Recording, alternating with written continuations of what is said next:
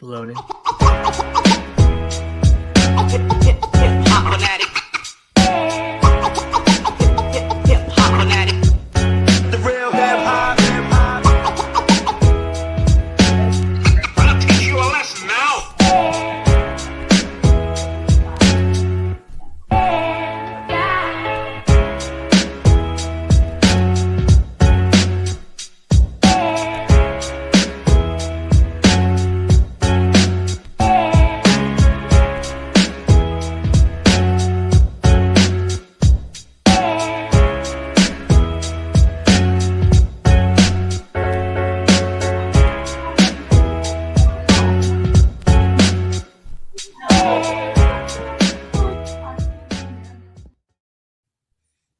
Welcome everybody back to another episode of the Big Doug and Carmi Show, your one-stop shop for all things Commanders. I know we've been a little hit or miss over the summertime, but the action is back, so George and I will be back with our regular slate of shows each week, I promise.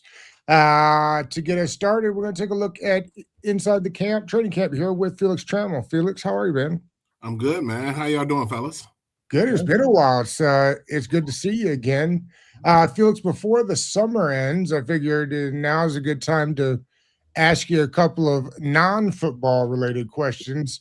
When you're on the grill, Felix, hamburgers or hot dogs? Oh, I'm a burger guy. Absolutely. It's always going to be burgers. My son loves hot dogs, so it'll be a couple for him, but it's burgers all day. All day. Are you a ketchup guy? Yeah, ketchup. Ketchup is how we do it. Ribs or chicken? Ribs. Oh, I love to smoke ribs. Pork, beef, you name it. I'm smoking it. Steak or pork chops?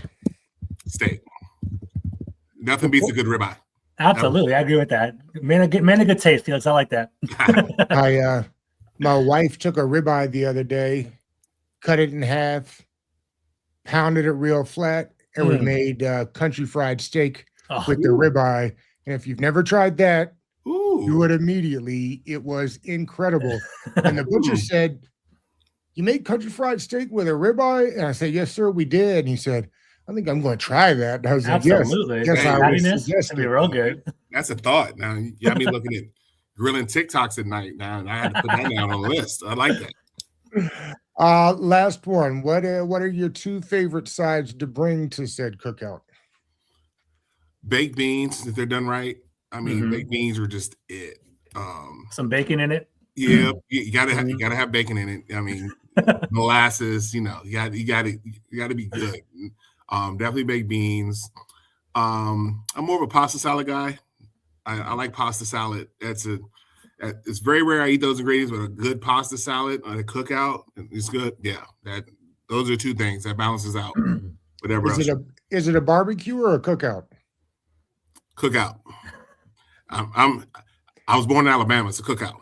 We don't know the word barbecue. Know the word cookout. All right, you've been out at camp. I know that I heard earlier in the year that Coach Quinn had mentioned that training camp was going to be different this year than it was last year. That when they went back and looked at everything, that maybe there wasn't quite the sense of urgency that they had the first year and that they needed that second year. Maybe that was age, maybe it was whatever, but it was definitely a point of order going in to this season. How have you felt it out at camp? What are the vibes like? I think the word of camp, and I've said this, is competition. And they're infusing competition to everything. And I think competition brings energy brings effort brings hard work. That makes teams better. And so the practices aren't any longer than they were. They've actually been a little shorter. They've got today was a little longer. Wednesday was a little longer, but it's competition. It's energy. And I think that's kind of the theme. So you can tell that was a focus, because I think a couple of days ago someone asked about veteran rest days, and you don't see those like we saw last year.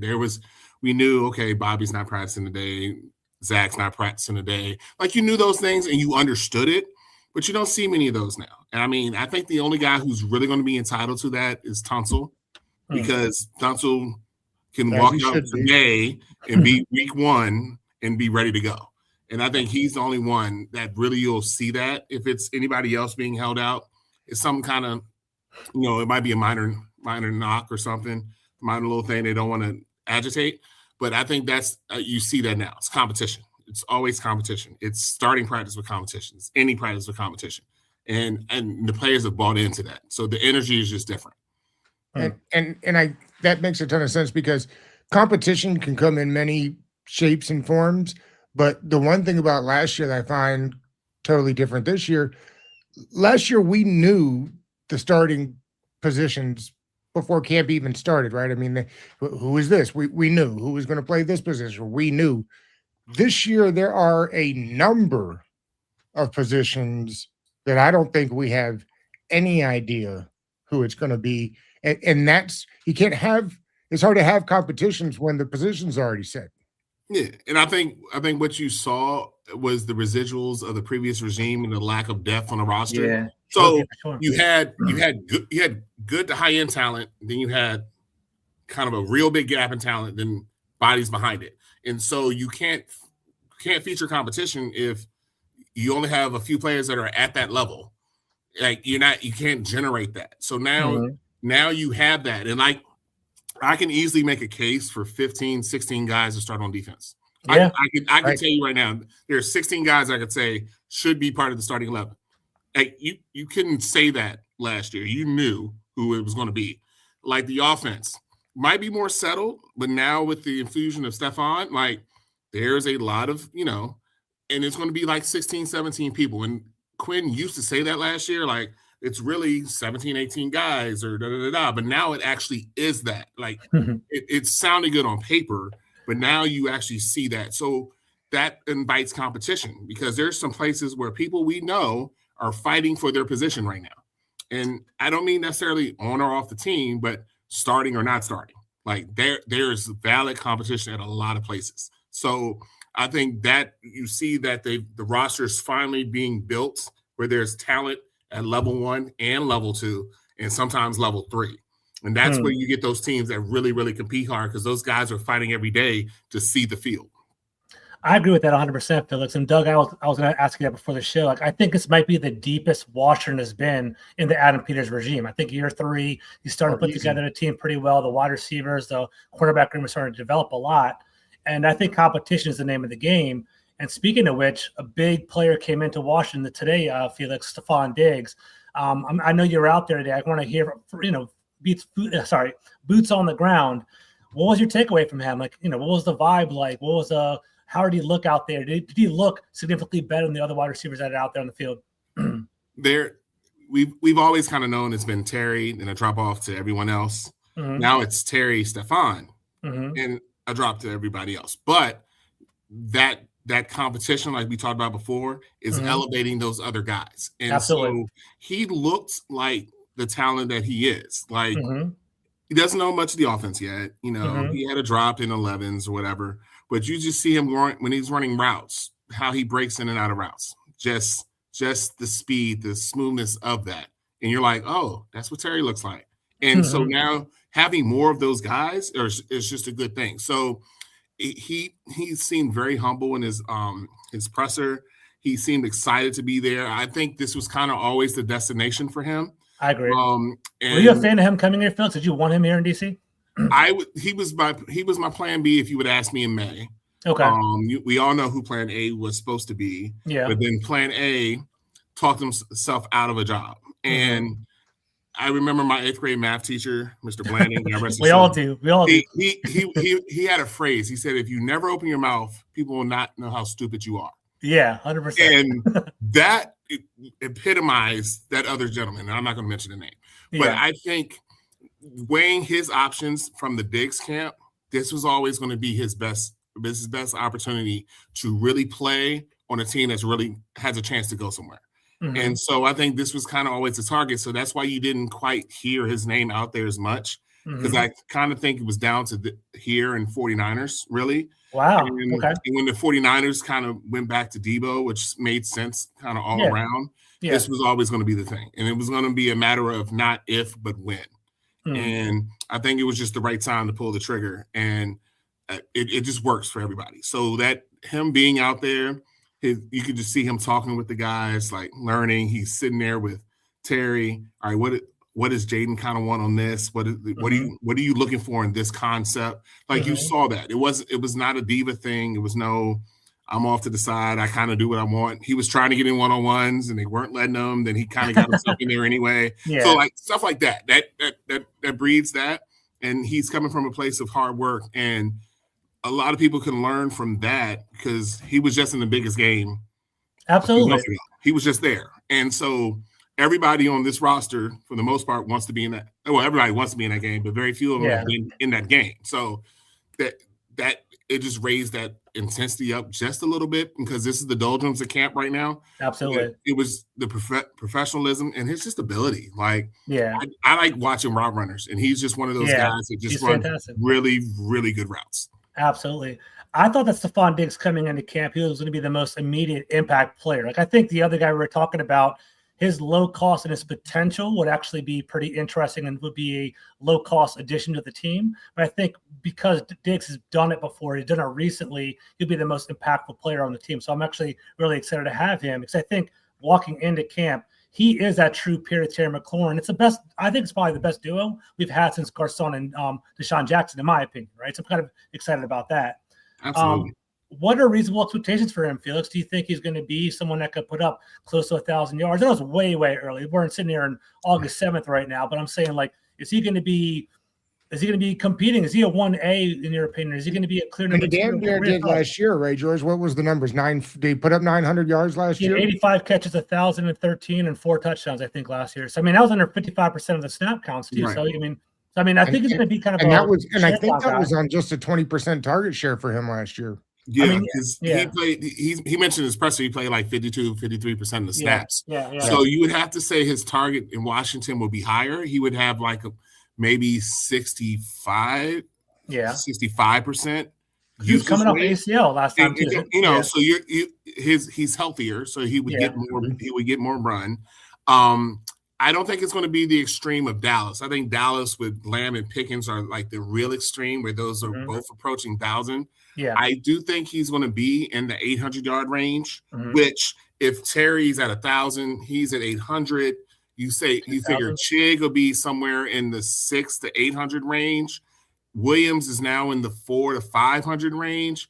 Now look at what you're talking about, and then you add the running backs to it. So I think there are going to be games where, like, let's just say the Eagles, for instance, they're week 1. They're going to do what they can to take Terry out. I think he's going to have a good game that day because Terry's going to be the focus. And then there'll be games where he's going to draw it away from Terry. Then there'll be games where they're going to be on the outside and all of a sudden Chig is clearing the middle or Williams is clearing the middle and they'll have games. So I think it's going to be kind of ebb and flow, kind of what defenses throw at them, but it's going to be hard to key on all of them. And so I think he's going to be around 65% of the snaps because they're going to do a lot of 12 personnel. So there's going to be a lot of 2 tight end stuff. So it's not going to be as expansive with 3 wide receivers, but he's going to get a lot of those reps and he's going to get a lot of those tough third downs. I think that's where his value is going to be, that 3rd and 8, the 3rd and 7s to get those first downs. I agree. Those catches is what's going to make Stephon Diggs' value on this team. And I'll say one last thing, Doug. Sorry to ask one more question there.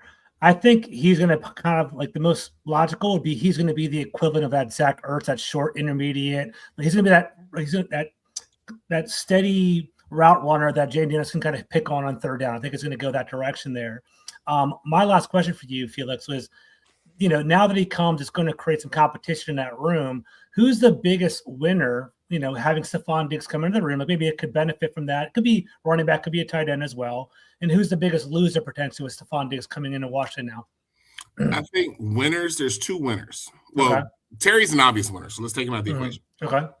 Antonio Williams is going to be a winner because he's not going to be necessarily shoehorned to the outside. Okay. He's going to be a lot of his interior stuff where I think he's going to do very well in. And I think Chig is going to be a big beneficiary because I envision a lot of 2 wide receiver, 2 tight ends where Diggs and Terry are on the same side of the field. And now Chig is on the opposite side.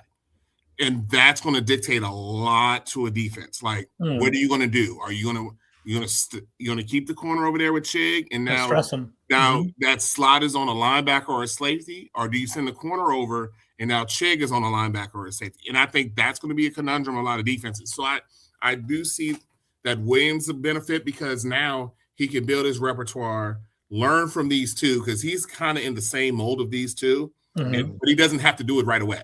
Like he can be what he needs to be. And then I think Chig, because now you flex Chig out and he's opposite of that, or he's inside a slot of one of those two, the possibilities just start going through the roof. So I think those were the biggest beneficiaries.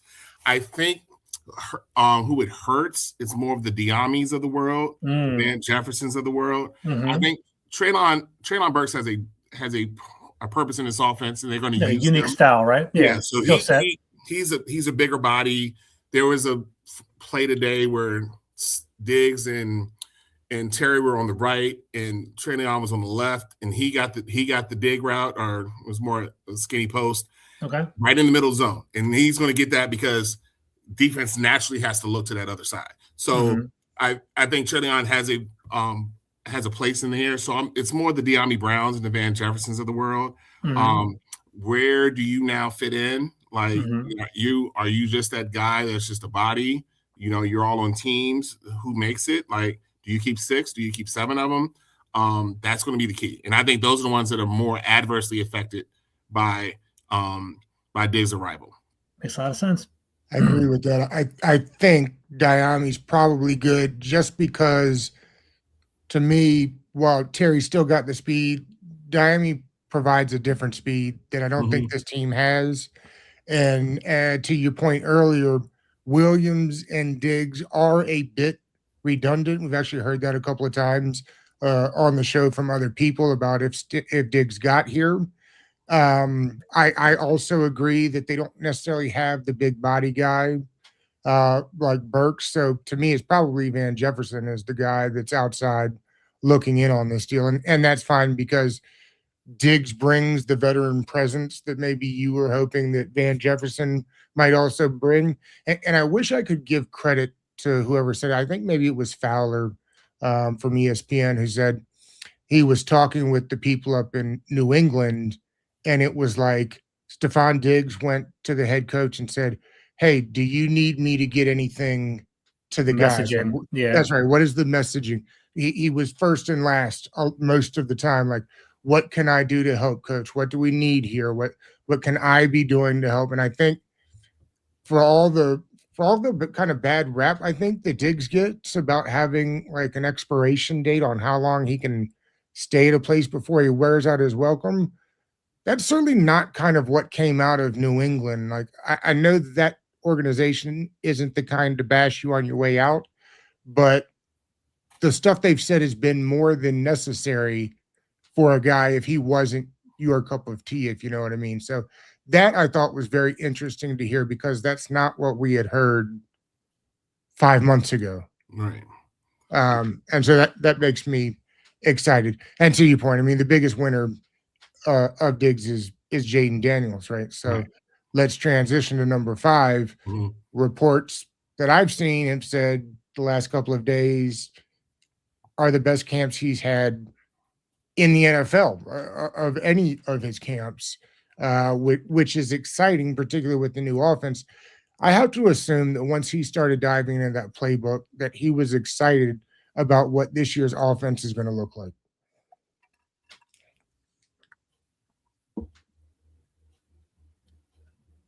Felix, you there? Yeah, I'm here. I think we lost Doug. Did you lose me? I can see. I can see Doug. Yeah. I got you.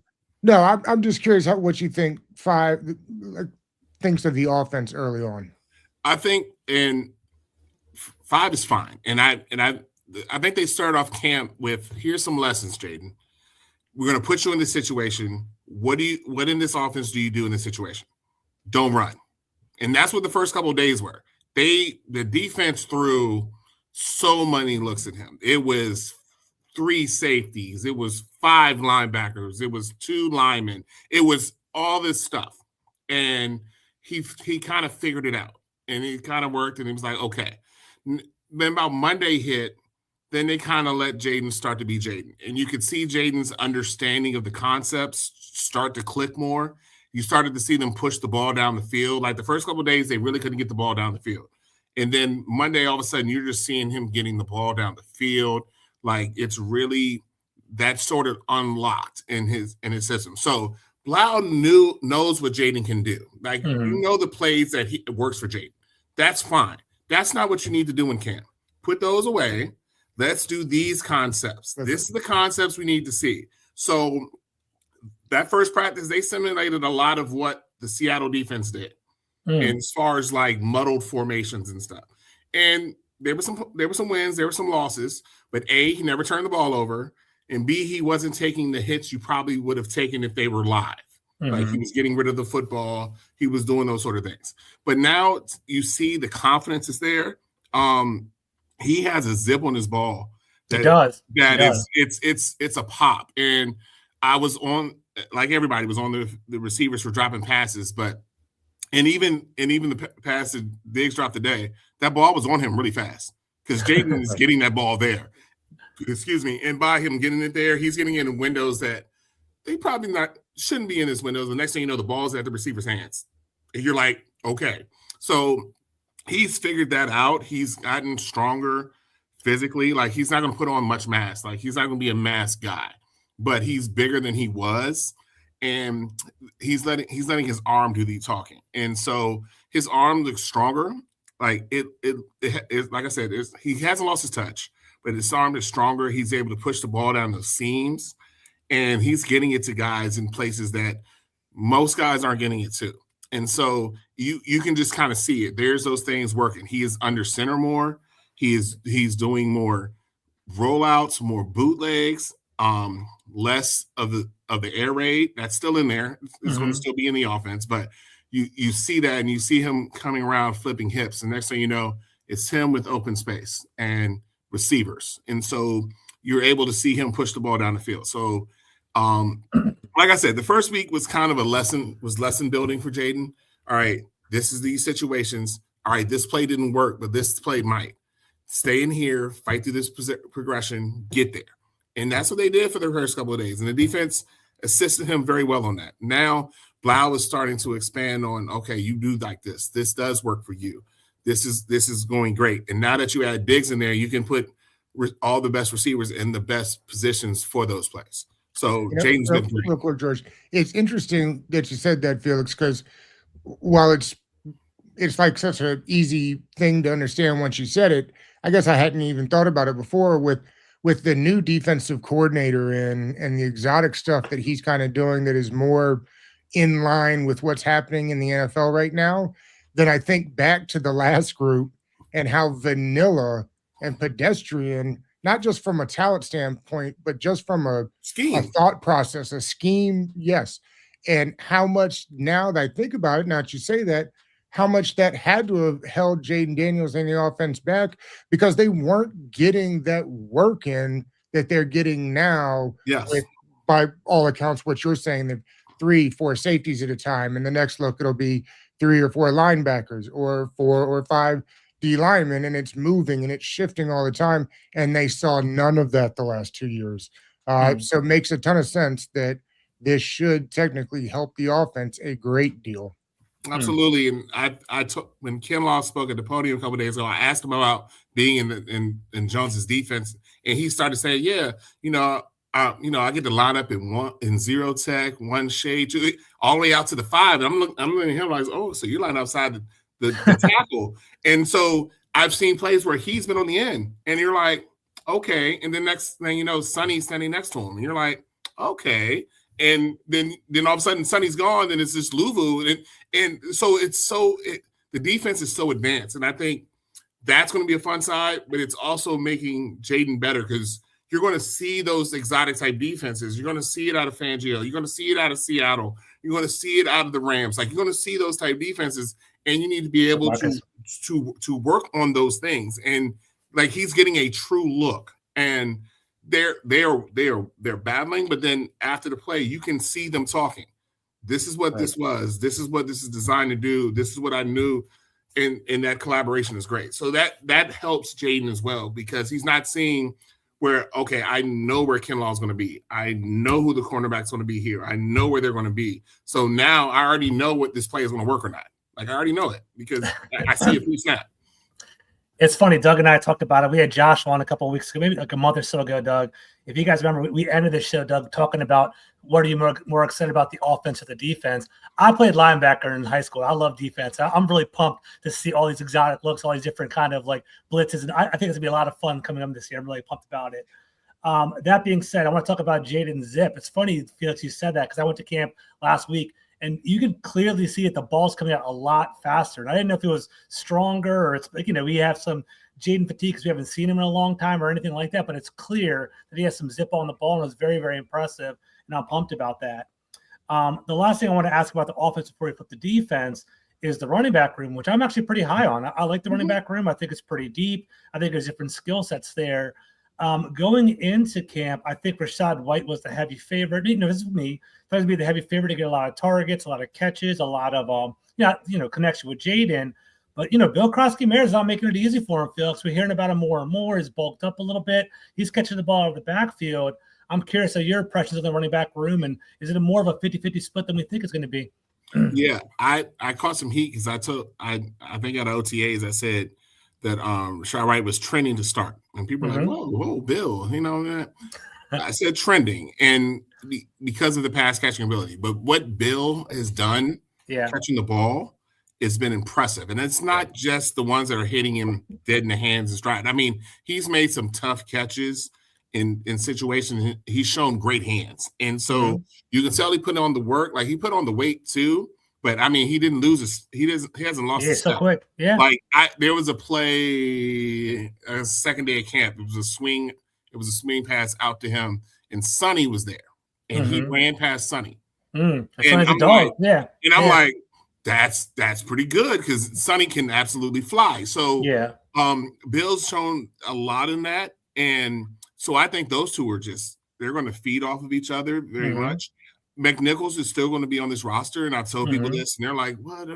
He's the best blocker they have, and you get to 2 minute, you want a running back that can A, run, B, catch, C, block, and McNichols checks all those boxes. So when they go to specials, he's been with the offensive line working on pass blocking. This, because it's a new system, they're going through that terminology. They're like, okay, this. So that running back room is really good. Like, they're not gonna. It doesn't have the Saquon Barkleys and the Bijans and those of the world. Diverse, but it has. You have diversity. In Rachaad White, go to Bill. You go to McNichols. They all offer different things, like you said. So I think that's going to be a really good room, and they're going to be helped by the running scheme of being in the center more, getting that ball, being 6-7 yards behind the line of scrimmage, getting that running start. Necessarily that handoff from shotgun, which some running backs just can't run from. Like, they just don't generate the speed or the burst from there. So I think all those parts together, that room's going to be very strong. It just doesn't have that brand name that everyone's going to know, but they're going to have some solid players that you hit or miss, they're going to be right in there. And I agree with you. McNichols, whenever he's called upon, he definitely shines. He did it all last year, so I think he's going to be on the roster because he's that solid veteran. My question to you is that Krosky-Meyer, his criticism was that he wasn't a pass blocking running back and he couldn't potentially be there on third downs. I know we've seen limited practices and they're just wearing shells right now. They're not really hitting to the full extent. But what are you hearing, Felix? Or do you have anything yet that you kind of deciphered from Bill? Like, is he getting better at that? Or have you heard anything about that at all? He's definitely working on it. But like, if it was a game tonight, McNichols would be in that situation because they know they could trust him. And that's not to say Bill won't get there. Like, Bill fixed, like, he needed to get bigger because I think last season did wear him down. Like, you could tell when he was hot and he felt fresh, and then you could tell when he was more beat up and he didn't have that burst and that zip. So that he's built up his body for that. Now that's just something he has to work on with time, and I think he will get all the time in the world to do it. He's going to be assisted by a scheme. I don't think there's going to be a lot of times where it's a shotgun straight drop back and he's now reading who to block. Like, he'll get it in, some of your bootlegs and some of those things where he can set and he has the angle on what what's going to be there and to assist him in that regard. I wish I had the that text that we read a couple of episodes ago, George, where it was like something like 40% of McNichols' touches ended up in first downs. Yeah. And I mean, just the percentages of how he was productive was mind-boggling. I wish I had it to read, and I don't, so I won't try to go there. But I agree with you, Felix, that McNichols has a sneaky, weird role on the team. The kid they drafted from Penn State, I assume, is a practice squad guy. Do they feel like he'll make it there? I mean, if they're taking 4, they're battling for that 4th spot. He could be that 4th guy. I think the tell will be special teams next week. Who do we see on that first special teams? Who's training to that? Because that would be their way to be that 4th guy.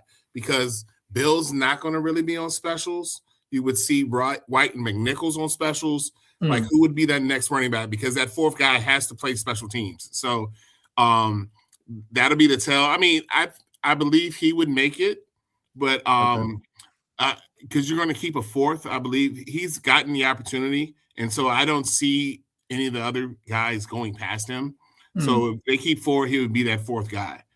But he would be, does he dress? Does he not dress? You know, he might be that guy.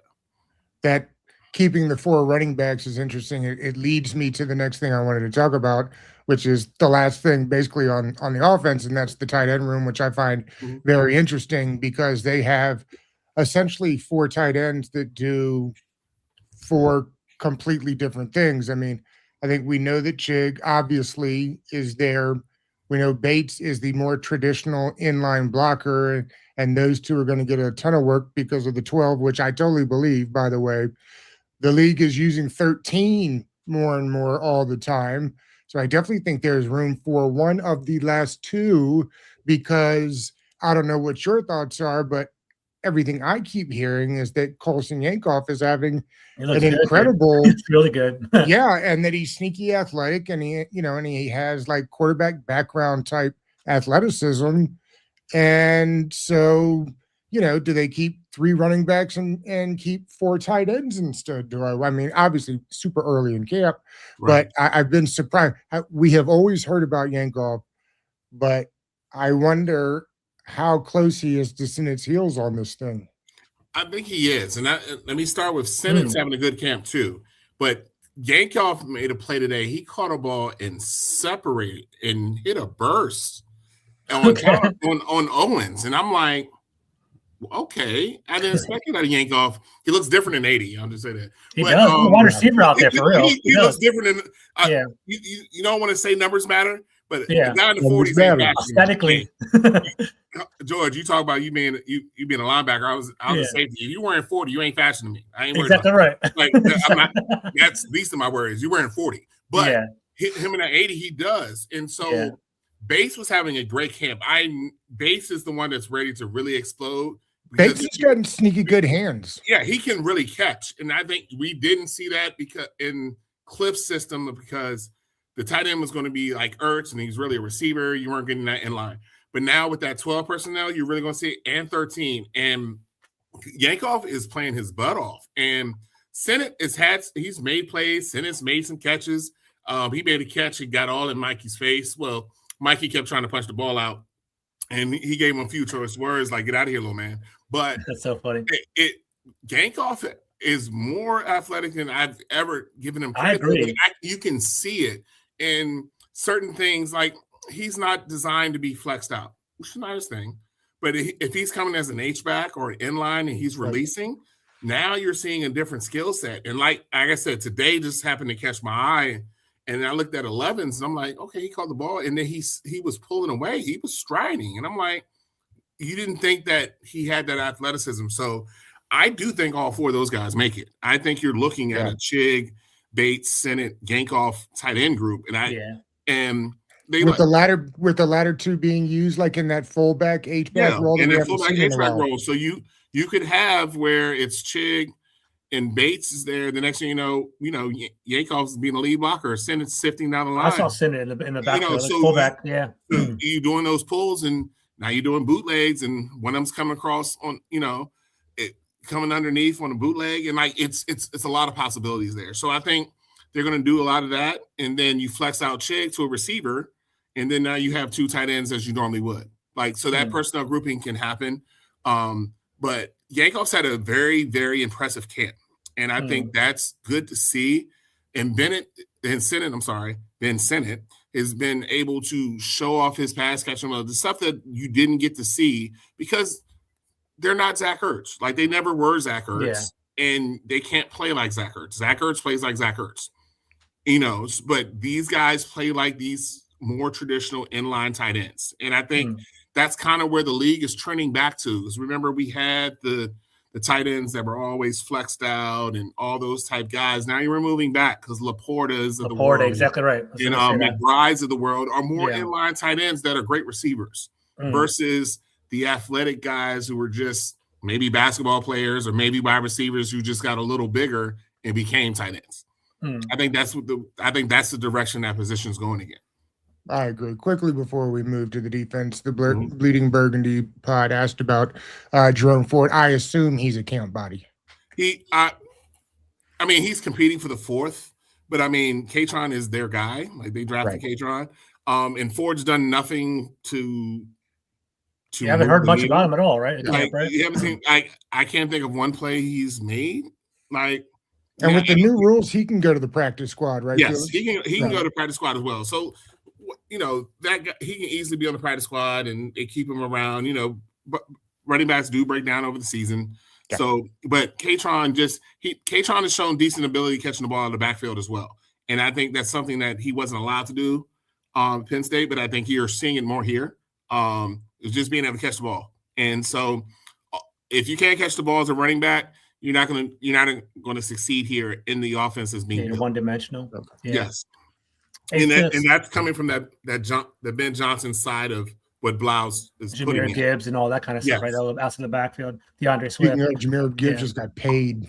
Yeah. I mean, rightfully so. He deserves it. I think he's a dog. I mean, he's a game changer. He's when you see him in person, it's like, oh, wow. Like, Hey, Felix, so real quick, I think adding Stephon Diggs was a great addition on offense. We're talking about competition, raising the level. I think they found a very similar equivalent Rasul Douglas on the other side of the ball, man. He's been playing his ass off in that cornerback room. Curious if your takeaways from him and that cornerback room in general, because I feel like it's going to be pretty competitive. Like, we're hearing things about Mikey Sanders, so I'm a fan of. I actually like Mikey. I think he's going to come back. He might be having up and down camp. I want to hear your thoughts on that. Trey Amos came back today. Talk about Rasul Douglas. Talk about the room altogether, if you don't mind. Rasul, I like Rasul. Rasul talks, and as a former DB, I like to talk. He talks, but there was a play today, and it was one-on-ones. Terry beat him. They talked trash a little bit. Then they pulled each other to the side, and it was like, what happened? And there's a great rapport. And I saw that first day of camp after practice. It was him. It was Amik Robinson. It was Trey Amos, even though he wasn't dressed yet. It was De'Ami Brown. It was a couple more receivers, and they were talking about breaks and getting off the line and what this step meant and what this looked. What do I see on the shade? That value right there was immense. Just to see that conversation, see those guys have the conversation. But as far as the room is concerned, I've said this, and I love Mikey.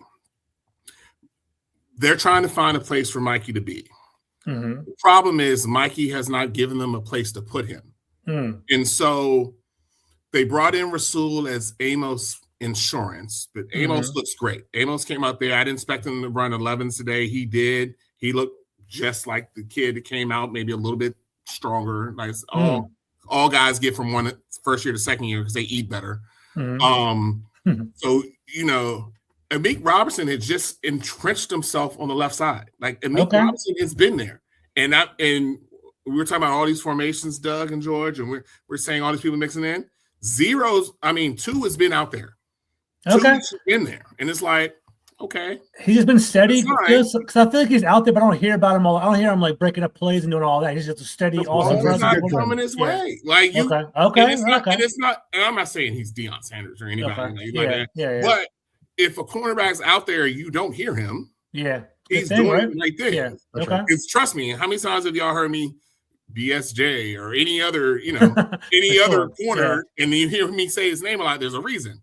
But he's been out there and he doesn't leave. And Okay. so now with Witherspoon retiring, I think he saw the numbers. But Yeah. as soon as Trey came out there, the first starting today was Amos and Robertson. That was your first two. Okay. That was your first two. And that's and I've said it, and I'm like, Rasul's going to get there too, because Rasul goes outside, Robertson can go inside. Next thing you know, that's kind of your three. And it's more of they're trying to figure out Mikey, and Mikey is not giving them what he needs. Mikey has been reliable. He's going to be on this roster. They just can't figure out where to play him right now. Durante cannot figure it out. Is there a world you can put him at safety, Felix, by any chance, or no? Who's playing a lot of safety? Jeremy Reeves. I heard about that. Okay. Jeremy Reeves is playing a lot of safety. He checks a lot of boxes that Durante likes. Okay. And if you go to the defense in Minnesota, who's the guy? Harrison Smith. Harrison Smith. Yeah. Harrison Smith probably had my athleticism near the end of his career. Yeah, okay. But he was still a highly effective player. Yeah. Because of his intelligence. Reeves is way more athletic than Harrison Smith. Yeah. And he's out there. So there were times when you see three cornerbacks and three safeties. And you're like, and they're still, and Zero's still not out there. So I think now you're trying to find where he fits, because Rasul would be better on the outside.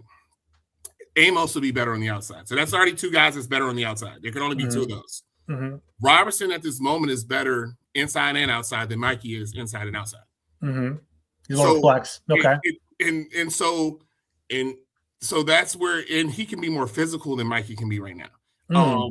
So I think Mikey's kind of in his head right now. Like, what do I do? What I need to find out. He still can be a ball hawk. He still can do those things. But he had a great play today on a deep shot to Antonio Williams from Jaden, and he dropped the interception. Heard about that. Like, that's the play you need to make. You need that to make a little splash. That's the one you need. Yeah. And he dropped the ball. And you're like, come on, Mikey. Like, this is the plays you got to make. And I think in those opportunities, he's just not there. And I think they're just trying to find where he best fits and where he's most comfortable to be him. And right now, they can't find it yet. And so that's where you kind of see, you're like, where do we put him? Where can we put him? Because if Amos is healthy, which I believe he looks completely healthy now. Okay. Sewell Douglas is there. You brought him in for a reason. And Robertson is playing and not leaving the field. Where are you going? In that same basket, in that same bucket with the let's call it the Mikey bucket, Quan is a guy that I thought for sure with the new change up in the system was going to give him an opportunity to shine a little bit more, to use his athleticism and move around the field a little bit more.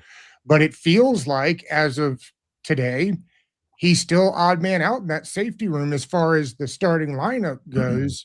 What have you seen from Quan? Because I mean, me and George, I think I can speak for George on this. We're both one of these guys that were super high on Quan when they drafted him, as well as every draft evaluator that we had on that year. Yeah, Logan Paulson was super high on him. I remember we had him on the show. He loved him. Everybody. Yeah. And Jim Nagy, it just hasn't worked out for Quan. I thought this was going to be the year that it worked out for him. It doesn't feel like it.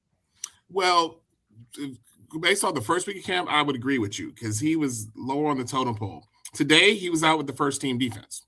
Okay. First one. Okay. He was out, him and Nick. Okay. I'm sorry, he was on the second play. Jeremy was on the first play. He came in. And when they ran three safeties, he was on the three safeties. I think they found more of the puzzle for Quan. And I think Quan's going to be there. Now, Nick will be the guy who's on the field every play. Like he's locked in. He's where they want to be. He covered a slot today. He was deep cover one. He's in the box. Like Cross will be there. I think Reeves has a certain amount of plays he'll play. And I think Quan has some sets that he'll play. And Percy will have some sets he plays. Now, there's a name I'm not saying in that group that I think will be the casualty of veteran. A veteran. It's a veteran. I know what you're talking about. And the veteran is probably the least athletic of the guys that are back there. Makes a lot of sense, right? And so Quan has a way, and I think he's figuring his out. And now you haven't seen Quan you haven't heard his name, but he's factoring in now. He's starting to factor in a little bit more. So if they were playing tonight, who's the starting strong and free safety? Cross and Reeves. Okay. Felix, is Cross the second best player on that defense besides Sonny Styles? Or Owe? I mean, we'll put Owe to another. Oh no, that's oof. Owe's on fire right now. I mean, Owe, Chason, Luvu looks like Luvu. Defense will be fired this year. I'm excited. It's funny. The 15 Luvu lost 15 pounds and gave it to Bill. That's funny. Traded. I said that muscle though, just muscle. Here's 15 pounds. You take it, Bill. Yeah. Nick Cross, he will probably be the third most important player on the defense behind Owe. Because I think the ends are the ones that make the biggest difference in that. If they're generating the pass rush they should be, everything else will take care of itself. Everything else will take care of itself. And that becomes from the rotation of Owe, Chason, Dorrance, Amenahu, if they put him out there, Sonny, because Sonny's looked on that edge too. So people forget how good Dorrance Armstrong was before he got hurt last year. I think people forget that. And even look at 2024, how much they were getting a pass rush, and then he got hurt in the Lions playoff game. Yeah, in the playoff game. And he got hurt in that and Cosme and that those two losses hurt them against the Eagles the next week. And then once he got hurt against Dallas, the pass rush just went off the cliff. So Dorrance is going to be really good. So I believe he was top 7 in pressures percent. Yeah, in pressure rate last year. Yeah, he was. I mean, he was there, and if he had half a partner, you're looking at 12, 15 more sacks, which just changed how the offense or the defense works. But back to your original question, it would be Cross and Reeves. That would be the starting two. Good for Reeves. Yeah, that would be the starting two. What does that mean for Will Harris? I really think he would be the casualty. If we go down to safety position, Cross would be there, Reeves would be there, and that's your special teams captain. I think Quan, because Quan can play safety and corner, and he's a teams guy.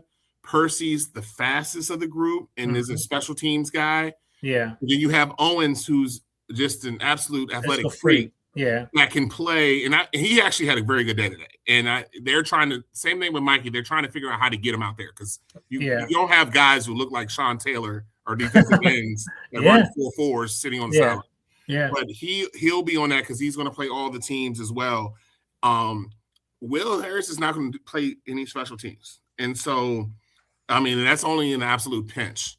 So he like I said, he's weaker in coverage than the group mentioned, and then he's just his body is just not with the others, and so it's not a lesser upside. It's less upside. You're talking about a 4th-year guy in Percy and Quan, a 3rd-year guy in Owens, or Will. Like that numbers game is that numbers game, and so And Will's a good guy, and I think Will getting hurt really hurt the defense last year. But this is a different type defense, and this is just what it is. So Will's gonna have to show a lot in these joint practices and preseason. He really is. Has McGee gotten past McGee by? Is who? I'm sorry. Has time passed McGee by at linebacker? No, I think they've also found a role for him. Now he ain't going to be a starter. He ain't going to be the second guy. He ain't going to be the third guy. But they found packages for him. I think we'll see a lot of him in short yardage. There's some times when they throw 3 linebackers in there. He becomes one of those guys, and he can move around. I think it's more of him just getting the playbook because, I mean, he had a play today where he engaged the guard and kind of shoved him off and hit the running back with one arm, and the running back went sprawling. You're like, ooh, okay. You remember those things. So I think McGee, I think the dream of him being like a all-down starter is probably gone. Yeah. But as a role player in this league, I think he has a path. Especially but I with think the linebacking core. Yeah. I mean, there's so many linebackers, and but the Washington linebacking core went from probably the weakest position to the strongest position. Right, because we haven't even mentioned Chanel yet. Yeah, like it's hard. Like I was just charting things. Luvu was on the field the most because Luvu slimmed down. He's the mic now. He's calling out plays. I saw him audible and move people in line. I was surprised by that. Over the field. Really? Yeah. Yes, and that's my one. I don't say concern. That's my one worry about him because Luvu is so emotional. He's so emotional. And calling the plays, I'm not worried about. But it's like first week in Philly, Jalen Hurts is over there. He's audibling something. You know this tush push is coming. I want to stop it, but you got to line up people. Like you have to be responsible for everyone else. And that was Bobby Wagner at this level that could do that, where he's hearing, he's audibling, he's getting everybody else in position. Can Luvu do that in the moment? Not at practice, but in the moment. But I'm concerned about that too. I mean, I more power to him. I was surprised seeing him at Mike. I was surprised. He seems to be trending to be the green dot linebacker, which I think is going to happen. And I trust him a lot more. They know a lot more football than I do, but I am kind of like, it seems like an odd match to me because I didn't think it was going to go that route. I thought it was going to be Sonny Styles or maybe even Nick Cross potentially as a green dot guy. But I see, does that mean they expect Sonny Styles to rush the passer more? I mean, is that why you move Luvu to the green dot so that you can get Sonny closer to the line of scrimmage? Well, two reasons. Sonny to more off the edge and more covering tight ends. Mm-hmm. I think they're going to have Sonny doing more coverage, Luvu doing more run stop A gap blitzing, which we remember in 24, him coming up that A gap was good. It was a menace. So I think that allows Luvu to be a little deeper to run at, and Styles is coming up pressing to if he's going to come off the edge or he's picking up that tight end or coming that's leaking off. So I think that's why they did it. Is just now Luvu gets to be a little bit further back and where he can be the missile that we've known him to be, where he's going downhill, he's the missile versus if he's a little closer, then he's kind of reading and then all of a sudden he's washed out the play. Felix, my last question for you before we get you out of here. Where do they pinch at, man? Like I feel like it's going to be a very competitive, very tight roster. I feel like the running back room is kind of tight. There's a lot of diversity there. The wide receiving room seems to be that way as well. The offensive line is pretty steady. Cornerback room. You talked about safety potentially having a surprise cut. Where do you see them potentially pitching a couple people on the roster, in your opinion? Like I said, safety. I feel like I think they go out and still get another lineman. Like line is where defense or offense. Offensive lineman. I think defensive line is going to be tough. Defensive line is going to be really tough. And I was kind of going through it in my head, and I had like 11 guys. Yeah, they're not keeping 11, and that's kind of depending on how you list certain players, but whatever. I think offensive line. I think the starting five is great, and I think everybody knows Tunsil. Tunsil's going to be what he's going to be. Connerly, and I haven't mentioned his name. Connerly's been one of my favorite players at camp. You'll never hear about Connerly. Yeah. His body, he's changed his body. He never missed a snap last season. Knock on wood. He's always there. He does his job. He looks good. Cosme is now back to his original self. Mm-hmm. When Allegretti was in there, it'd be fine. I think Allegretti, they're just being cautious with the calf. He'll be good. Chris Paul, I think, has won the left guard job already. I think that's going to happen. Yes, I think it's going to happen. So now you go to Coleman, Glubin, Trent, Scott, Wiley. Yeah. And then that's where I worry, because that's where I worry. And I think if there are one or two injuries there, that can be the linchpin. So that's why I said they may look, and, they have guys there, but that would be where I look. But as far as numbers, if you're pitching safety, and like I said, that's probably going to be one receiver, depending on if they're going to keep 6 of them or 7 of them. And, there's guys that can make it to the practice squad, and there's guys who won't. And that's just going to be a numbers game. It's flat out. Because I do think they keep only 2 quarterbacks, so that's one spot there. Hartman or Kalamikis can be on the practice squad. No one's going to take them. But that gives you one more spot. And what's the value that having that 4th running back, that 7th receiver, because how many can you get away with on the defensive line? Because if linebackers can carry over for that, then it gives you another, DB. So that's probably the places where I would look. And Dietrich Wise is back, who was, in the one game that he played last year was fantastic. I mean, Dietrich, if you go back and look at that Giants film, he was manhandling people. And people forget he's coming. Like that defensive line, if he can get to 85% of what he was, and now you're rotating those type guys in with Kinlaw, and Amenahu and Payne. It's and his contract year paying, Felix. Right, it's contract year paying. paying. Hey, he runs down there. He doesn't say a word. I was like, oh, it's contract year. It's contract. Always, yeah. Right. Time to shine. He's gonna be good for 10 this year. Yeah. So that defensive line, that's gonna be numbers. Like, and I didn't even mention Tuttle or Zerhan Newton. Guy just came back from Buffalo. That we drafted. Oh, the kid from Tennessee, Jonathan Jones. Like, but no, I'm talking. I'm slipping my mind. From here, from the area, with the Virginia Tech. Tim Settle. Tim Settle, yeah. So I didn't even mention him. Like you have, like you have all those, and Johnny Newton, right? Yeah, Johnny Newton. Like, look at the defensive tackles I've listed. D-line's deep. Yeah. D-line is extremely deep. And I didn't get to Amenahu or Dorrance or Chason or Owe or Jackson. You know, like it's D-line is going to be, that's going to be there. Doug, I forget who we talked to. We were talking to somebody like in the beat, Paulson or someone. It was like, what Peters did very well was he saw position deficits and just layered the shit out of them. He just kind of made a real defensive line, linebacker, cornerback. He did a really, really good job with that. And that's what he did. I think the team is deeper than it's been. Maybe one or two more elite players, but like this is a great foundation to start drafting in 2027 moving forward. This is like where we want to be now. I kind of like where we're going with this. It's a tip of the cap to Adam Peters and what he did this offseason.